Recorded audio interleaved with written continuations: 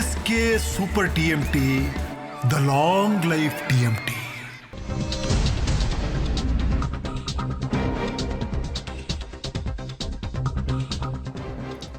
ನಾನು real estate ದಂಧೆ ಮಾಡ್ತಿಲ್ಲ. ನನ್ನ ಕುಟುಂಬಕ್ಕೆ ಅದರದ್ದೇ ಆದ ಶಕ್ತಿ ಇದೆ. ಈ ದೇಹ ರಾಜ್ಯದ ಜನರಿಗಾಗಿ ಮುಡಿಪು. ಕಡೆಯವರೆಗೂ ಕೂಡ ನನ್ನ ಹೋರಾಟವನ್ನು ನಾನು ಮಾಡ್ತೀನಿ ಅನ್ನುವಂಥದ್ದನ್ನು ಮಾನ್ಯ ಮುಖ್ಯಮಂತ್ರಿಗಳು ಹೇಳಿದ್ದಾರೆ. ರೈತರ ಭೂಮಿಗೆ ಮುನ್ನುಡಿಯನ್ನು ಬರೆದಿದ್ದೇ ನೀವು. ರೈತರ ಭೂಮಿಗೆ ನಿಮ್ಮ ಸಿಗ್ನೇಚರ್ಗೆ ಗೌರವ ಕೊಡ್ತಾ ಇದ್ದೀನಿ ಅಂತ ಮಾನ್ಯ DK ಶಿವಕುಮಾರ್ ಆಡಿದ್ದಾರೆ ಮಾತುಗಳನ್ನು. ನಾನು ರಿಯಲ್ ಎಸ್ಟೇಟ್ ದಂಧೆ ಮಾಡ್ತಿಲ್ಲ ಅನ್ನೋದನ್ನ ಒತ್ತಿ ಒತ್ತಿ ಹೇಳಿದ್ದಾರೆ. ನೀ 15 ದಿನದಲ್ಲಿ ಅಗ್ರಿಮೆಂಟ್ ಮಾಡ್ಕೋಬೇಕು ಅಂತ ಹೇಳಿ ಮಾಡಿದ್ದಾರೆ. ಇದು ನಾನು ಮಾಡೋದನ್ನ ಈ ರಿಯಲ್ ಎಸ್ಟೇಟ್ ದಂಧೆ? ಅಣ್ಣ ಅಪ್ಪಾಜಿ, ಯಾರು ಇದನ್ನ ಮಾಡಿದ್ದು? ಯಾರಿಗೆ ಇದನ್ನ ಹೇಳ್ತಾ ಇದ್ದೀರಿ ನೀವು? ಯಾವ ಹೋರಾಟ? ಎಲ್ಲಿ ರೈತರು? ಯಾವ ರೈತರು? ಯಾರು ನಿಮ್ಮ ಬದುಕಿಗೆ, ರಾಜಕಾರಣ ಬದುಕಿಗೆ ಯಾರು ನಿಮಗೆ ಶಕ್ತಿಯನ್ನು ಕೊಟ್ಟರು? ಈ ದೇಶವನ್ನ ಗೌರವದಿಂದ ನಿಮ್ಮನ್ನ ಆ ಸ್ಥಾನದಲ್ಲಿ ಕುಣಿಸಿದ್ರು.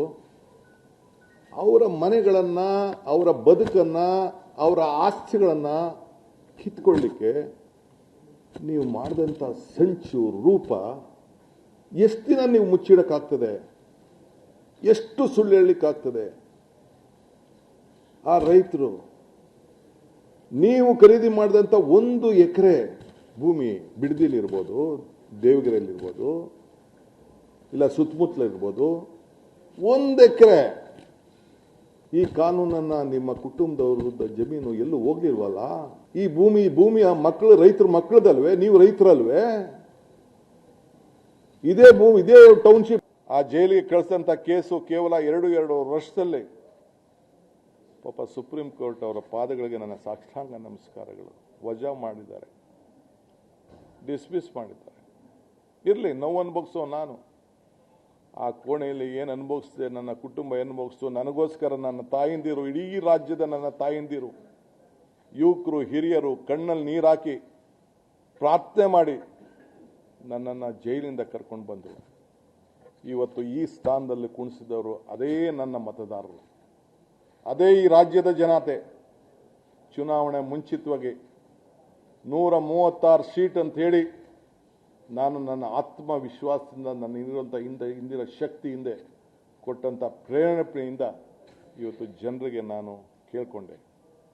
ನಿಜ, ರಾಮನಗರಕ್ಕೆ ಹೋದೆ, ಬಿಡದಿಗೆ ಹೋದೆ, ಚನ್ನಪಟ್ಟಣಕ್ಕೆ ಹೋದೆ, ಕನಕಪುರಕ್ಕೆ ಹೋದೆ, ಎಲ್ಲ ಕಡೆ ಹೋದೆ. ನನಗೆ ಪೆನ್ನು ಪೇಪರ್ ಕೊಡಿ ಅಂತ ಹೇಳಿದೆ.